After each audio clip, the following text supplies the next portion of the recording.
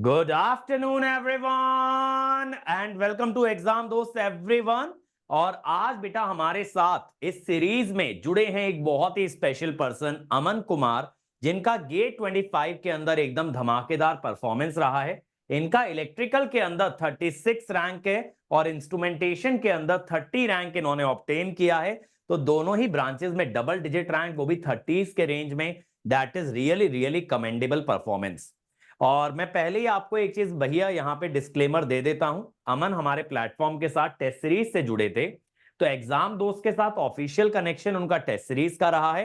But मेरे साथ उनका और भी तरह से कनेक्शन रहा है थ्रू डिफरेंट यूट्यूब इनिशिएटिव या मेरी प्रीवियस ऑर्गेनाइजेशन के माध्यम से। ठीक है, तो मैं ये नहीं कहूंगा कि वो एग्जाम दोस्त के बैच को ज्वाइन किए थे या वहां से सब्जेक्ट पढ़े थे, मुझसे सब्जेक्ट पढ़े, बट प्लेटफॉर्म पे वो टेस्ट सीरीज के माध्यम से जुड़े थे। तो अमन भाई बहुत खुशी हुई आपसे मिल करके और ये जान करके कि आप मेरे साथ कनेक्टेड थे और इतना अच्छा आप रिजल्ट लेकर के आए हैं। सबसे पहले तो अमन मैं आपको बधाई देना चाहूंगा इतने बेहतरीन परफॉर्मेंस की। और आपसे सबसे पहले ये जानना थैंक यू। चाहूंगा कि ये रिजल्ट आने के बाद आपका फीलिंग कैसा यस था, आपका रिएक्शन कैसा था और आपकी फैमिली का रिएक्शन कैसे था। यस सर, खुशी तो बहुत ही रिजल्ट आने के बाद। और सर बहुत कॉल्स आने लगे, मैसेजेस बहुत आने लगे व्हाट्सएप पे, टेलीग्राम पे। और हमारे माता पिता भी बहुत खुश हैं सर कि अच्छी रैंक आई है। और मैं भी खुश हूँ सर बहुत कि मेहनत बहुत करी थी रैंक लाने की और आ भी गई है इस बार। तो यार ये तो बहुत अच्छी बात है। तो अभी तक सेलिब्रेशन वगैरह स्टार्ट किए, सेलिब्रेट किए, या फिर अभी तक घर पे ही हो या जहां भी हो वहीं पे हो, या फिर निकले वहां से। अभी सर तो घर पे ही हैं, बाकी निकलने का सोचे हैं। अभी दोस्तों से मिलूंगा, स्कूल के दोस्तों से मिलूंगा और भी सबसे मिलूंगा धीरे धीरे। अभी तो फ्रेंड सर्कल, रिलेटिव सभी की तरफ से बधाई आना स्टार्ट हो गया होगा रिजल्ट जानने के बाद। यस सर, बहुत मैसेज कॉल्स बहुत आ रहे हैं, कॉलेज के दोस्तों के मैसेज आ रहे हैं, कॉल्स आ रहे हैं। तो इसकी अलग ही फीलिंग आ रही है सर। बिल्कुल।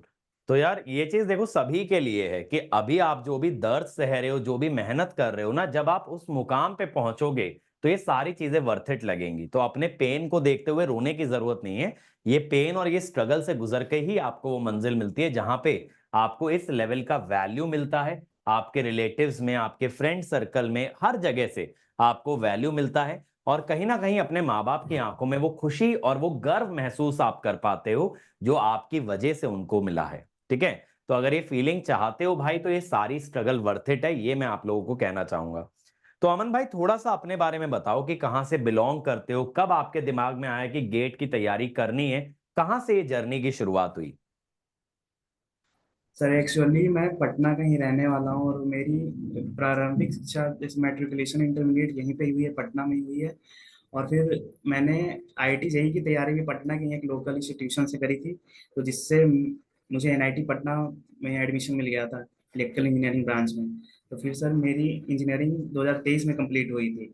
तो फिर उसके बाद मैंने प्रिपरेशन स्टार्ट किया था। तो 2024 में मेरे एक दोस्त की भी रैंक आई थी, अभिषेक की। तो थोड़ा मोटिवेशन उससे मिला, तो फिर मैंने भी थोड़ा सीरियस प्रिपरेशन किया, तो फिर इस बार रैंक मेरी भी आ गई।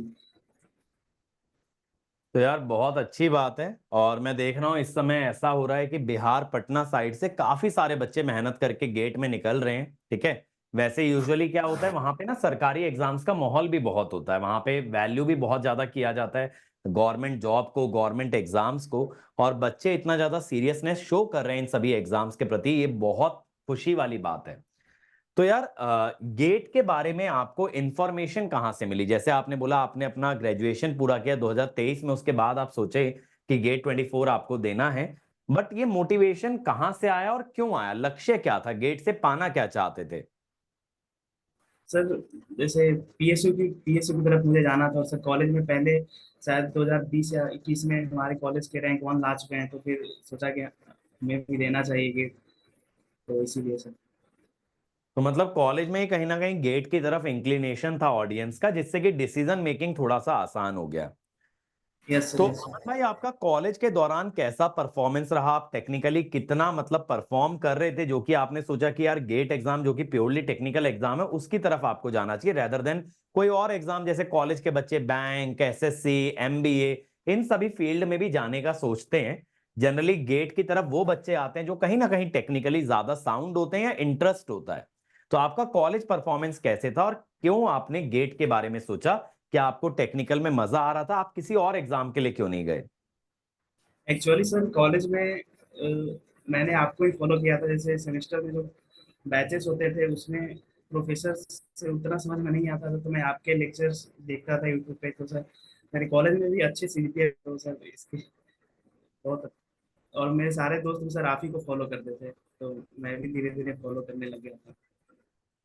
तो कहीं ना कहीं सेमेस्टर एग्जाम्स की तैयारी करते करते टेक्निकल की तरफ आपका इंक्लिनेशन आ गया, क्योंकि सेमेस्टर एग्जाम्स के लिए भी आप यूट्यूब को कहीं ना कहीं फॉलो कर रहे थे। तो यस सर, अमन यस भाई, सर। एक चीज मुझे बताओ, चलो जो भी बच्चे अभी यूट्यूब से तैयारी कर रहे हैं, यूट्यूब के लेक्चर्स देख रहे हैं, यूट्यूब पे जो मेरा कंटेंट प्रोवाइड किया हुआ है अलग अलग सब्जेक्ट्स का, जैसे मैं मानता हूं मेरे ख्याल से मैथमेटिक्स और ईएमएफटी, ये दो सब्जेक्ट छोड़ करके मैंने सारे इंजीनियरिंग के सब्जेक्ट यूट्यूब पे प्रोवाइड कर रखे हैं। तो ये कितने हेल्पफुल होते हैं lectures in terms of your college exams as well as in terms of your competitive exam preparation? Helpful तो सर दोनों के लिए है। बाकी अगर कॉम्पिटिटिव एग्जाम के लिए तैयारी करना है तो यूट्यूब लेक्चर्स के साथ साथ कोई वर्कबुक पीवाईक्यू, जैसे एग्जाम दोस्त का भी नया नया प्रयास का पीवाईक्यू आया तो वो लोग ट्राई कर सकते हैं वहां से क्वेश्चन प्रैक्टिस करने के लिए। और बाकी कोचिंग तो सर आपका गाइडेंस रहता ही है साथ में। तो बच्चों, जैसा बोला ना कि प्रैक्टिस आपके लिए एक इंपॉर्टेंट फैक्टर हो जाता है, बाकी अगर आप कॉलेज एग्जाम्स की तैयारी करो तो प्योरली यूट्यूब लेक्चर पे डिपेंड कर सकते हो, बट कॉम्पिटिटिव एग्जाम के लिए कहीं ना कहीं सेल्फ प्रैक्टिस करना बहुत जरूरी होता है। तो अमन, जैसे कि आप एक ड्रॉपर हो, क्योंकि आपने 2023 में ग्रेजुएशन कंप्लीट कर लिया, तो अगर मैं ये यस बोलूं सर। कि अमन की तैयारी में एक टिपिकल डे कैसा होता था, कि डेली का रूटीन कैसे मैनेज किया जाता था जिससे कि मैक्सिमम आउटपुट आप निकाल पाओ? यस सर, तो स्टार्टिंग से मैं सुबह में जनरली क्लासेस अटेंड करता था। फिर उस फर्स्ट हाफ में क्लासेस करी, सेकंड हाफ में सर क्वेश्चंस लगाए।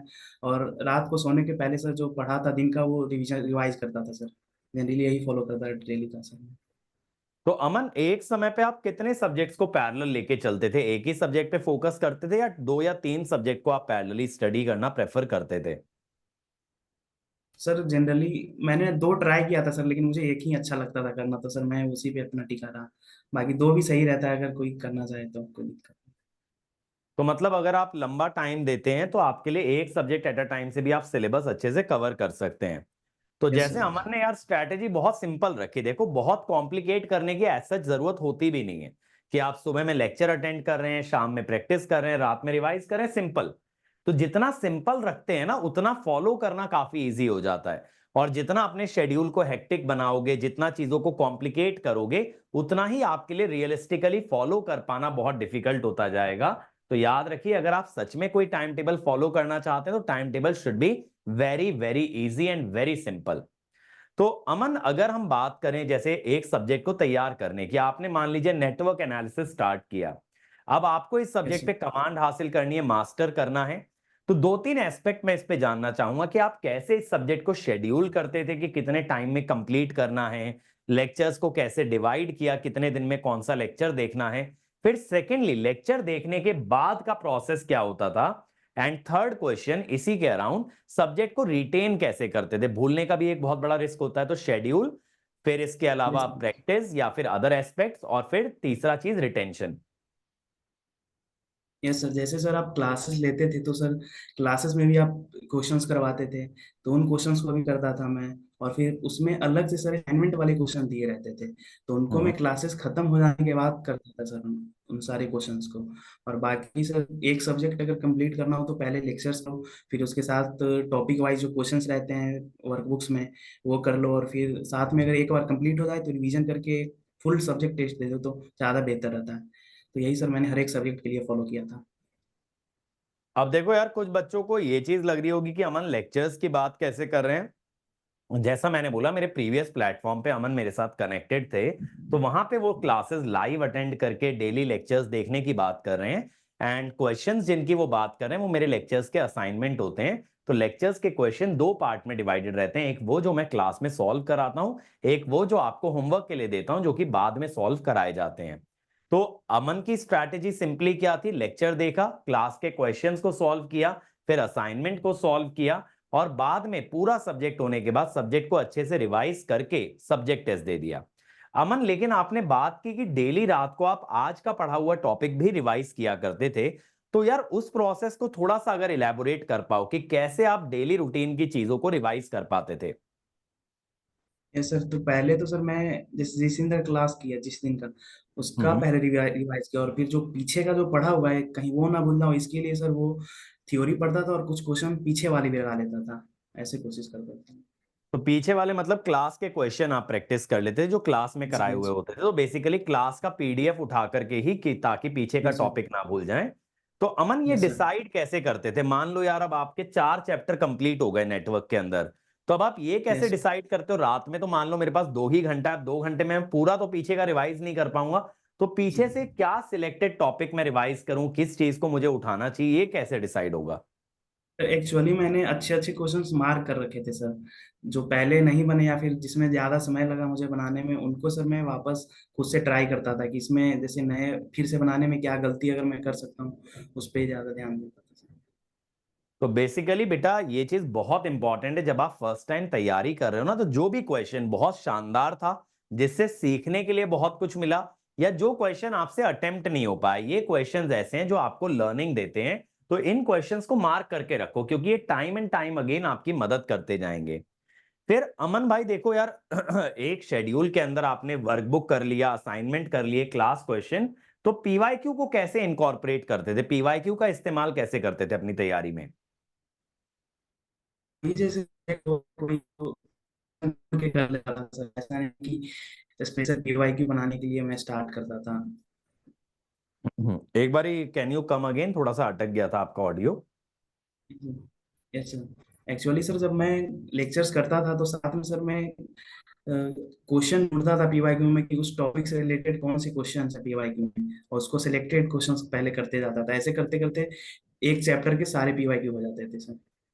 ओके, तो आपने चैप्टर को भी विद इन टॉपिक्स डिवाइड कर लिया, जैसे नेटवर्क पढ़ रहे हैं तो यस नोडल मैश के बेस पे कौन से क्वेश्चन आए हुए हैं, तो मैं नोडल मैश के साथ ही लगा लूंगा। तो अमन, यस एक सर। दिन यस में सर। आपका टारगेट कितना होता था सेल्फ स्टडी का? लेक्चर के अलावा आप कितने आवर्स देते थे, या कितने क्वेश्चन का टारगेट करते थे? तो ये टारगेट कैसे सेट होता था? टारगेट सर वैसे तो कुछ फिक्स नहीं था, लेकिन मैं कोशिश करता था कि जितना खुद से कर पाऊँ उतना करूँ, जैसे 8-10 घंटे कम से कम कोशिश करता था कि हो पाए डेली का। तो दैट इज विदाउट लेक्चर, जो 8-10 घंटे की आप बात कर रहे हो वो अदर देन लेक्चर्स है? सर कह सकते हैं।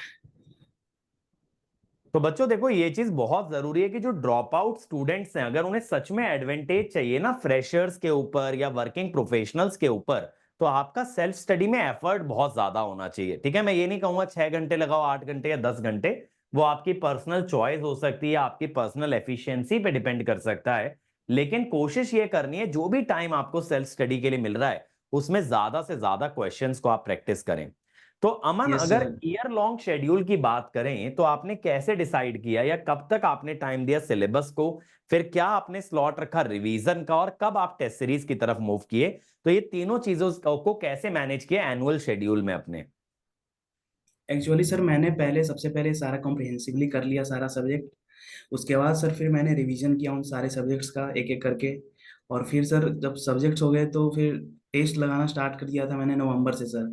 और आपका जो एग्जाम दोस्त वाला जो टेस्ट सीरीज था सर वो मैंने लगभग सारे लगा लिए थे, और जिस दिन टेस्ट लगाता सर उसी दिन एनालिसिस भी करता था उसकी, क्योंकि सर वो छूट जाने के बाद फिर वापस नहीं हो पाता था, तो सर टेस्ट सीरीज पे भी ज़्यादा ध्यान दिया था मैंने। ठीक है। तो और अमन, जैसे 2024 में आपने बोला कि डिजायर्ड रिजल्ट नहीं आया, लेकिन आपके दोस्त का रैंक आया जिससे आपको ये सर। मोटिवेशन मिला, तो अगर मैं अमन 2024 वाले अमन की बात करूं और 2025 वाले अमन की बात करूं, तो इन दोनों में क्या डिफरेंस था जो कि एक बार आप इतना बेहतरीन रिजल्ट लाए और पहली बार डिजायर्ड रिजल्ट नहीं ला पाए? Yes sir. सर एक बात आपकी मुझे याद आ गई, आप कहते थे कि लेक्चर्स देखने से रैंक नहीं आती है, क्वेश्चंस लगाने से रैंक आती है, तो सर 2024 के बाद मैंने वही फॉलो किया सर, क्वेश्चंस ज्यादा से ज्यादा लगाए, क्योंकि सर क्वेश्चन ज्यादा लगाने से कॉन्सेप्ट भी याद हो जाते हैं अपने आप। तो यार जो बच्चे ये बोलते हैं ना फॉर्मूला भूल जाते हैं, कॉन्सेप्ट भूल जाते हैं, तो यहां से सीखो भाई, जितना प्रैक्टिस करोगे चीजें याद रहेंगी। अगर आप सिर्फ ये सोचोगे क्लास अटेंड कर लिए, नोट्स बना लिए, बार बार मैं नोट्स को देखता रहूंगा और चीजें याद रहेंगी, नहीं रहेंगी।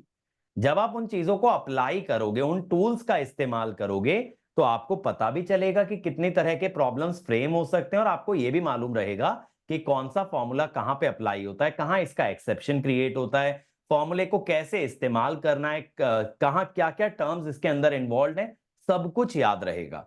तो मतलब एक तरह से ये समझ लीजिए ब्रह्मास्त्र है किसी भी फॉर्मूले को याद करने का, कि आप उससे बेस्ड क्वेश्चन ज्यादा से ज्यादा लगा लीजिए, आपको इन एंड आउट वो फॉर्मूला याद रह जाएगा।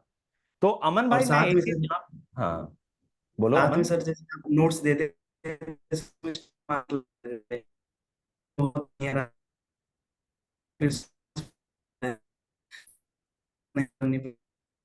अमन भाई मैं नोट्स आपकी लिख बात लिया समझ नहीं हो गया पाया, सर। आपकी आवाज अटक रही थी, साथ ही में क्या, कहाँ से आपने सेंटेंस सर जो शुरू एक्चुअली किया? सर जैसे जैसे आप लेक्चर्स देते हैं सर, तो उसमें नोट्स में सर स्टार मार्क लगवाते हैं, और हम्म। साथ में सर शॉर्ट नोट्स का भी एक सेक्शन बना देते हैं सर, तो उसमें जो इंपॉर्टेंट फॉर्मूलेज रहते हैं वो लिख देते हैं सर आप। तो सर ज्यादा मेहनत नहीं करनी पड़ती है हमें अलग से शॉर्ट नोट्स बनाने की, उन्हीं को बस लिख लिया तो हो गए शॉर्ट नोट्स तैयार। सर ये बहुत बिल्कुल। अच्छा लगा था मुझे।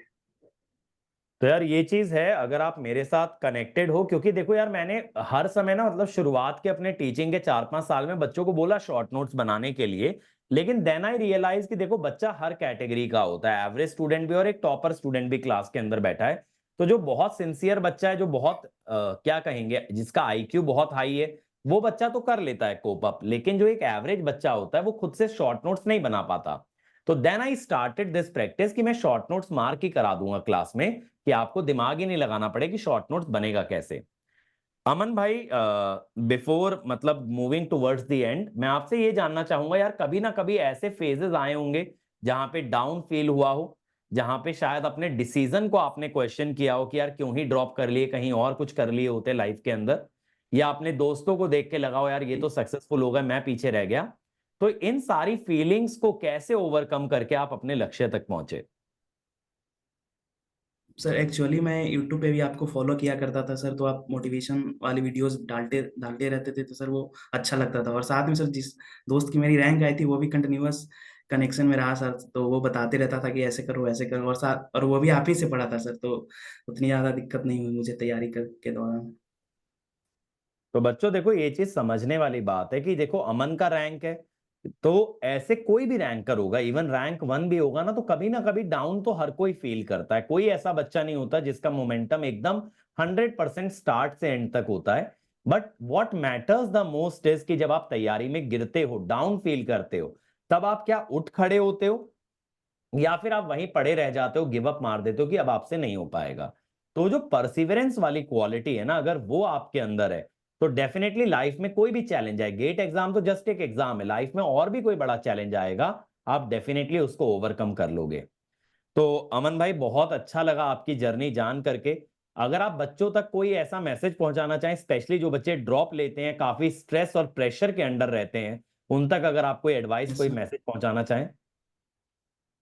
मैं यही सजेशन देना चाहूँगा सर कि ज़्यादा से ज़्यादा क्वेश्चंस लगाएं और टेस्ट सीरीज पे ज़्यादा फोकस करें तो ज़्यादा सही रहेगा। और बाकी बच्चों मैं ये भी कहूंगा, अमन की जर्नी के साथ आप ये भी देखिए, कोई ना कोई अगर फ्रेंड, फैमिली, रिलेटिव, कोई भी आपकी लाइफ में एक पॉजिटिव वाइब ला सकता है, जो आपको समझ सकता है, आपकी जर्नी से होके गुजरा है, या आपसे बहुत अच्छे रिलेशंस हैं उसके, तो आप उनके साथ कनेक्टेड रहिए, क्योंकि जब जब आप डाउन फील करेंगे, थोड़े तो सहारे की जरूरत पड़ती है, और वो पर्सन आपकी लाइफ में एक बहुत बड़ा सपोर्ट रोल प्ले कर सकता है। अमन के केस में उनका फ्रेंड था जिसने निकाला था, तो शायद कहीं ना कहीं वो अमन की फीलिंग्स को समझ पा रहा था, जो भी अमन गो थ्रू कर रहा था वो गो थ्रू कर चुका था। तो अगर आपकी लाइफ में भी कोई ऐसा पर्सन है, तो भाई उसको जरूर ट्रेजर कीजिए, उसको वैल्यू कीजिए, और उसको अपने साथ लेके चलिए। बाकी मैं आपके टीचर्स, जिस भी इंस्टीट्यूट से आप कनेक्टेड हो, वो लोग तो आपके साथ हैं ही, बट पर्सनल लेवल पे भी अगर आपको कोई गाइड, कोई मेंटोर, कोई फ्रेंड मिलता है, तो definitely it's very very good for you. तो अमन भाई अगेन वेरी और वेरी सर कॉन्ग्रेचुलेशन। हाँ बोलो। और मैं ये ऐड करना चाहूंगा सर कि एक और दोस्त मेरे साथ में प्रिपरेशन कर रहा था, वो भी आप ही से पढ़ा था सर, तो उसकी भी 116 रैंक आई है, निखिल नाम है सर उसका। तो हम दोनों साथ में, हम दोनों की रैंक आ गई इस बार। चलो यार ये तो बहुत ही अच्छी बात है, साथ में सेलिब्रेट कीजिए, और जल्दी निखिल से भी बात होगी इंटरव्यू के दौरान। यस और मैम। अगेन अमन को सभी लोग कॉन्ग्रेचुलेट करेंगे बेटा, वीडियो के कमेंट सेक्शन में जरूर कॉन्ग्रेचुलेट कीजिए। और अमन से अगर आप और कोई जानकारी लेना चाहते हैं, कोई भी उनका study plan, schedule, revision strategy, तो जरूर आप कमेंट सेक्शन में बताइए। तो मैं या फिर अमन, जो भी आपकी मदद कर पाएगा, definitely will help you out. और कमेंट में आप लोगों का प्यार, आप लोगों का सपोर्ट, एप्रिसिएशन दिखना चाहिए अमन के लिए। That's it from my side, and thank you Aman for taking out valuable time and guiding our students. Thank you. Thank you sir, thank you, thank you.